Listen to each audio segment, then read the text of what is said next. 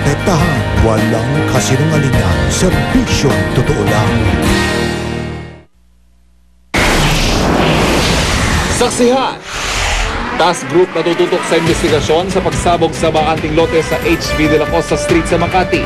Binuo ng pulisya, pero ang gulong terorismo, malabo raw. Defense Panel ni Chief Justice Renato Corona pinag-iisipan na kung ipapa-inhibit si Senator Judge Franklin Drilon sa paglilitis. Prosecution Panel pinag-aaralan ng huwag nang tapusin ang paglalatag na ebidensya sa mga natitirang articles of impeachment. Silipin ang makulay na pagdiriwang ng Chinese New Year sa Binondo, Maynila.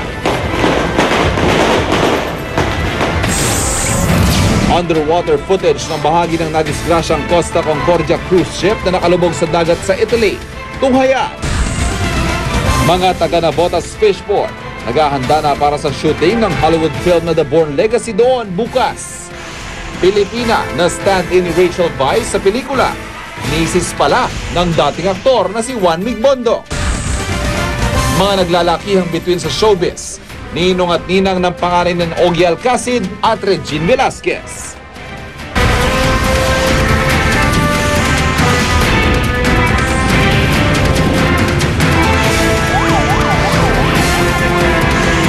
Saksi!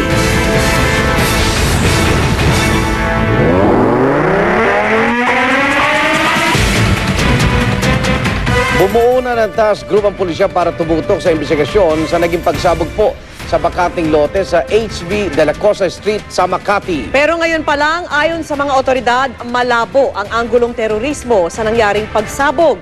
Saksi si Rafi Tima. Ayaw pang tukuyin ng Makati Police kung anong pampasabog ang nag-iwan ng 8 pulgadang lalim at 1 metrong lapad na ukang ito sa isang bakanting lote sa HB de la Costa Street sa Makati alas 2 ng hapon kanina. Bumuo na ng isang Special Investigation Task Group ang Makati Police na ayaw ring tiyakin kung may pinagsususpetsahan silang grupo sa likod ng pagsabog. We will only come into that findings after the reconstruction by the EOD and the crime lab. Ngayon, siguro, most likely tonight. Sa kabutiang palad walang nasaktan sa pagsabog. Pero ang lakas nito, naging dahilan ng pagkabasag ng makakapal na salamin ng ilang gusali.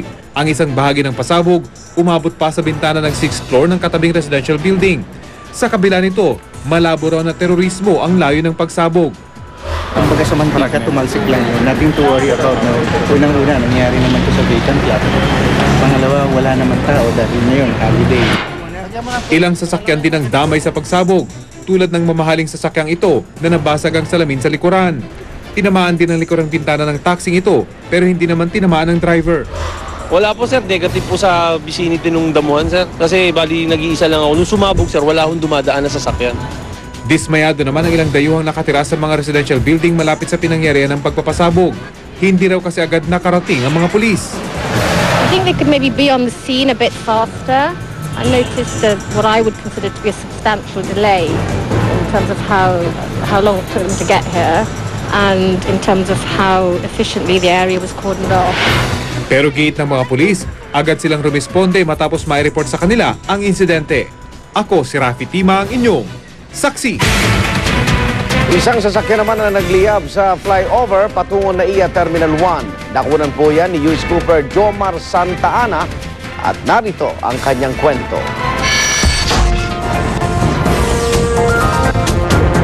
Kagabi na alas 10, may pagkagaling namin ng NAIA Terminal 1, may nakita kami isang sasakyang umaapoy sa flyover patungong NAIA Terminal 1. May dumating na isang fire truck volunteer upang patayin ito. Wala namang nasugatan dahil nakalabas yung taong nasa loob ng sasakyan. Ako si US Cooper Jomar Santa Ana ng Pasay, ang inyong naging saksi.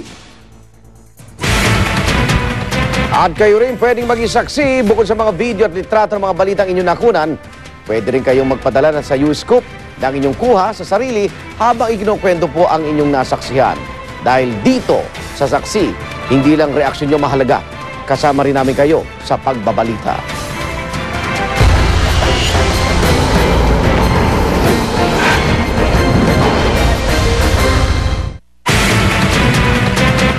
Pinag-isipan na ng prosekusyon na huwag nang tapusin ang paglalatag ng ebidensya sa natitirang mga article of impeachment. Yan po ay para raw mapabilis ang paglilitis ni Chief Justice Renato Corona. Saksi si Sandra Aguinaldo.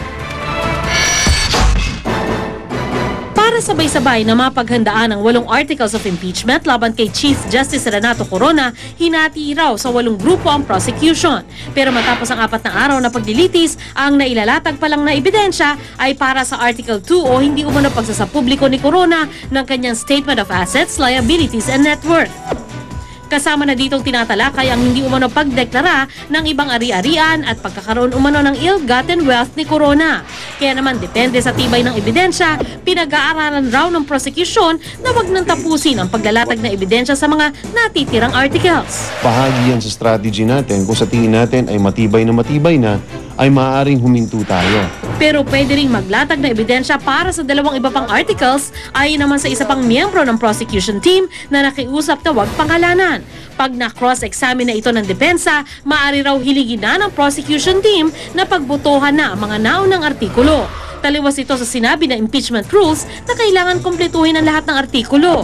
Nasa prosecution naman daw kasi talaga kung gusto pa nitong tapusin ang paglalatag ng lahat ng artikulo ayon kay Kimbo. Pinag-aaralan daw nila ito para wag nang tumagal ang paglilitis. Mas mabilis, mas maagang matapos, ay mas ikabubuti ng taong bayan. Nauna nang sinabi ng prosecution team na posibleng abutin ng 3 buwan ang paglilitis kung tatalakayin ang lahat ng articles. Sandra Aguinaldo ang inyong saksi. Pinag-aaralan naman ng mga abogado ni Chief Justice Renato Corona na maghain ng motion para hilingin na mag-inhibit si Senador Judge Franklin Drilon sa paglilitis. Pero ayon kay Drilon, walang dahilan para wag na siyang lumahok sa impeachment trial. Saksi si Tina Panganiban Perez. Please answer my question, yes or no. Obserbasyon daw ng ilan ayon sa defense panel, tila kumikiling sa prosekusyon ng mga tanong ni Senator Judge Franklin Drilon sa impeachment trial ni Chief Justice Renato Corona. Pati nga si dating Senador Kit Tatad, hindi napigilan ng sarili at lumapit kay Drilon para iparating ang ganitong puna. Kaya noong nakarang linggo pa raw, pinag-aaralan ng mga abogado ni Corona kung maghahain ng motion para ipa-inhibit si Drilon o hinging wag na itong lumahok sa paglilitis. The motion to inhibit is something we're still looking into, that the defense team is considering. They're still studying if it's necessary. 2 beses na nga raw nila itong tinalakay ayon kay Attorney Ramon Esguerra. Pero hindi raw lahat sa kanila ay pabor sa motion for inhibition. Bukod sa umaasa pa rin daw silang tutuparin ng mga senator judge ang sumpa nilang magbibigay ng impartial justice. Nangangamba rin silang baka magalit ang senator judge na hihingi nilang mag-inhibit. We're still dealing with human beings here, so it's hard to say that they will remain impartial, especially if a motion to inhibition is filed. Is the defense afraid of antagonizing some of the center judges or maybe alienating him, lalong magalit and maybe convict Corona in the end? Well, yan ang ibig kong sabihin. There are things na kailangan suriin, no? Pero ayon kay Drilon, walang dahilan para mag-inhibit siya. Kami po'y mayroon 2 minuto sa aming rules na magtatanong at kahit po sa husgado, ang isang huwes ay nagtatanong para maliwanagan ang anumang issue. Bukod kay Drilon, na pag-usapan din daw ng depensa ang iba pang kapartido ni Pangulong Noynoy Aquino sa Liberal Party. Kasabay nito ay tinatanggi ng depensa na pinatatagal ang paglilitis na 4 na araw pa lang naman daw tumatakbo. Kahit paano mo pa yan madaliin, hindi naman yata tama na minadali natin ang paglitis dahil lang naiinip yung mga manonood o kung sino man dyan. Hindi naman ito telenovela. As far as I know, I don't expect anything daming. I expect na maglalabas sila ng mga maliliit na bagay at palalakihin ito. Hindi raw delaying tactic ang mga tanong nila sa paglilitis, kundi tungkuling nakasaad sa batas. Ang ibigay ang pinakamagaling na depensa para sa kahit sino, kahit pa sa pinakamataas na opisyal ng hudikatura. Ako si Tina Panganiban Perez, ang inyong saksi.